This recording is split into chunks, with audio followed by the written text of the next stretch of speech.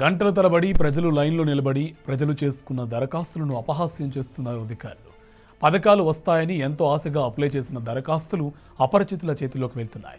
ఇప్పటికే ప్రజాపాలన దరఖాస్తులు రోడ్లపై దర్శనమిచ్చిన ఘటన మరొక ముందే తాజాగా కుత్బుల్లాపూర్లో మరో ఘటన చోటు చేసుకుంది. అప్లికేషన్ల కంప్యూటరీకరణను ప్రైవేటు వ్యక్తులకు అప్పగించడంతో ఇండ్లకు తీసుకెళ్లి ఆన్లైన్ చేస్తున్నారు పలువురు విద్యార్థులు. ప్రజల డేటాకు ఏమాత్రం భద్రత లేకుండా చేసేలా ఉన్న ఇలాంటి నిర్ణయంపై ప్రజలు మండిపడుతున్నారు. అప్లికేషన్లను ఇలా బయటకు పంపడంపై మున్సిపల్ అధికారులను వివరణ కోరినప్పటికీ వారి నుంచి ఎలాంటి స్పందన రాలేదు.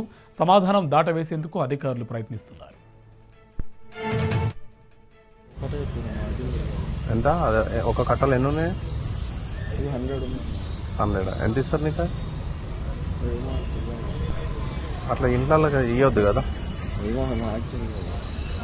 ఇంట్లో తీసుకొని చేయమని చెప్పిరా?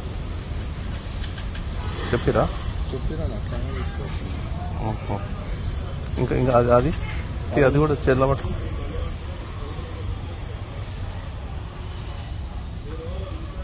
కుత్బుల్లాపూర్లో ఏ ఆఫీసర్ ఇప్పుడు?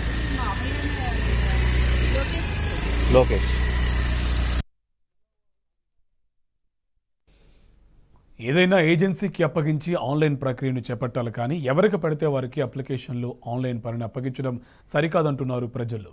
ఒక్క అప్లికేషన్ మిస్ అయినా కూడా అర్హులకు పథకాలు అందకుండా పోతాయని ఆవేదన వ్యక్తం చేస్తున్నారు.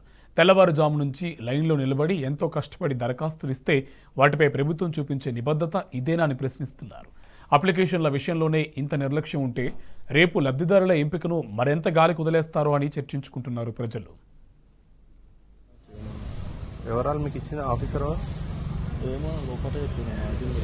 ఎంత? ఒక కట్టలు ఎన్ని ఉన్నాయి?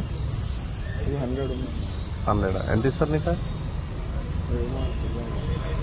అట్లా ఇంట్లో ఇవ్వద్దు కదా,